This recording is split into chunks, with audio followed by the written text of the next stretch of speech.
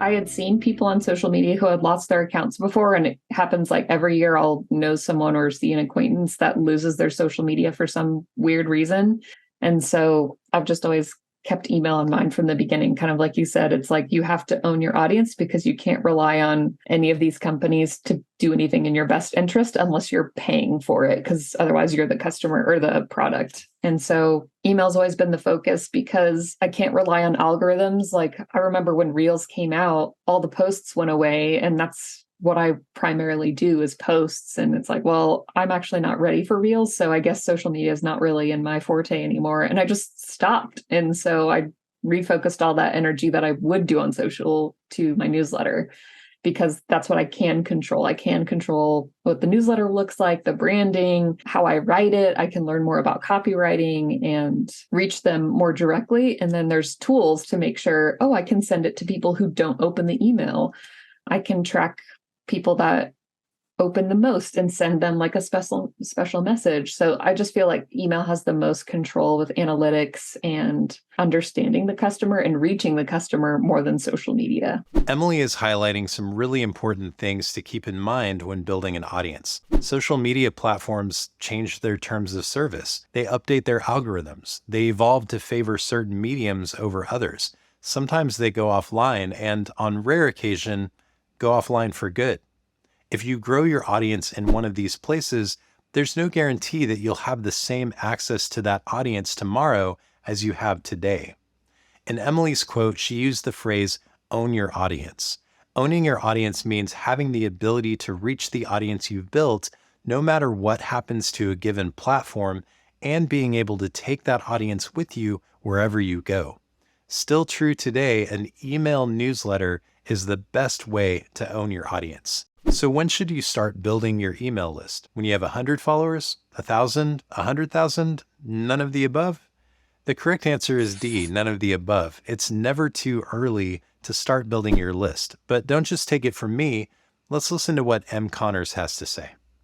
I had signed up for a course online on how to make an online course. Amy Porterfield's Digital Course Academy was what I signed up for. Right off the bat, she started talking about, you need an email list, you need an email list. And I was like, oh, geez, I have an email list, And so she made it so clear to me. And every other expert I was listening, every podcast, every marketing guru was like, email us, email us. So I was like, there's clearly something to this. Plus, I have seen friends and creators, Instagram accounts like disappear, get hacked, get ransomed. Like it's the wild, wild west out there. So I knew that it was really important for me to tap into that email list and start collecting emails off the bat. Starting an email list isn't just about avoiding some of the negative aspects of social media. Your email newsletter gives you the ability to connect with your audience in ways that social media falls short. Let's listen to some of the surprising ways an email newsletter can enhance your relationship with your audience.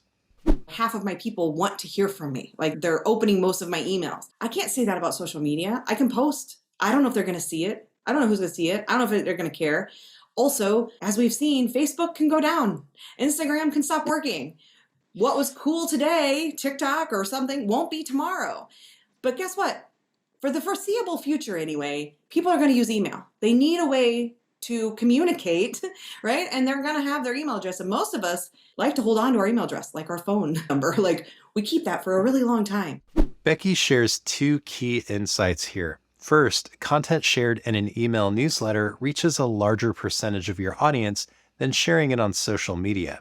Because email isn't affected by algorithm changes and doesn't rank content based on what's good for the platform, you have the same chance of reaching your audience every time.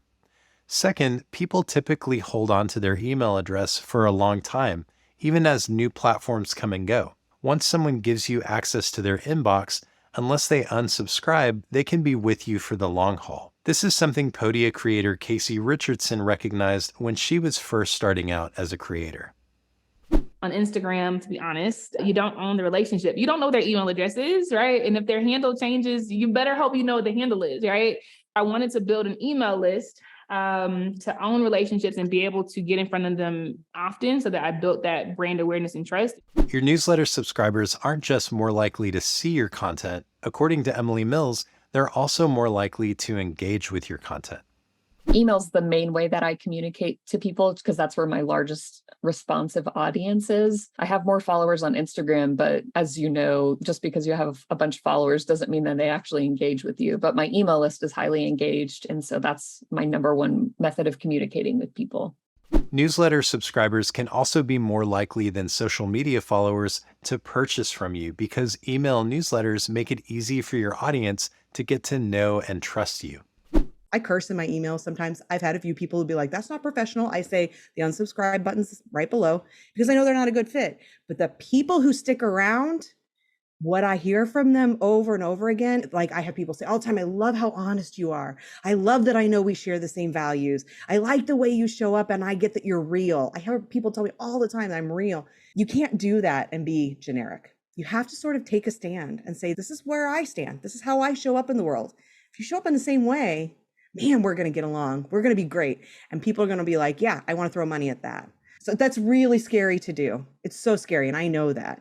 But I have seen the difference that it makes. By owning your audience with an email newsletter, you're not just avoiding all of the social media platform ills, but your audience will see more of your content, feel more connected with you, trust you more, enthusiastically share you with others, and ultimately buy more of your products. The best news of all is that you can start building your email list today. If you're taking this course, you already have access to a free and easy to use email tool that you can access in the email tab of your Podia dashboard. You can check out the resources section for this lesson to learn more. Once you've got your email list set up, you're set. Just go out there and grab some email addresses. Okay, I made that sound way more simple than it really is. So in the next lesson, we'll share some tips and creator examples to make getting email list signups a bit easier. Hey there, if you're watching this course on YouTube, I wanted to let you know that you can get the full experience of this course for free at podia.com/get-noticed. You get access to all the worksheets, guides, and additional resources, and you get to have conversations with other creators who are also taking this course. Again, just sign up at podia.com/get-noticed.